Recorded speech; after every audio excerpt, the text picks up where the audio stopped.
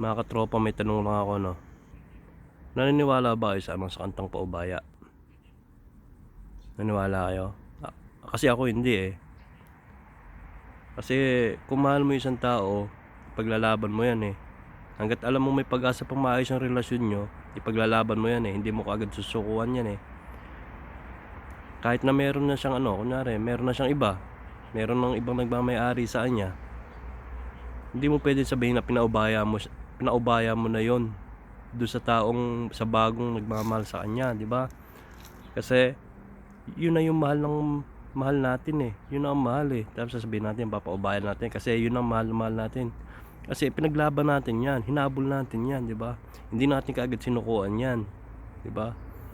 Ang totoong dahilan yan, kaya nasabi natin eh, paubaya natin kasi no choice na tayo eh. No choice na, di ba? Hindi na nga tayo mahal, pipilit pa natin sarili natin sa kanila, di ba? No choice ka na, kaya wag natin sabihin na ipinaubaya kasi wala na tayong pag-asa sa kanya eh. Di ba? Masasabi mo na paubaya, kung mahal niyo pa isa't isa, yung kayong dalawa pa, tapos may nagmamahal sa ibinigay mo ng buong buo yung babaeng, yung taong mahal mo dun sa yung masasabing paubaya kasi malabo naman mangyari yun, di ba? Kasi pag mahal mo yan, paglalaban mo yan eh, hindi ka papayag na mawala yan sa'yo, di ba? No choice na tayo, no choice na, diba? Kasi wala na tayong magagawa dun eh, kasi iba na yung mahal natin eh, di ba? No choice na, kaya wag natin sabihin yung paubaya na yan. Imposible yun, paubaya.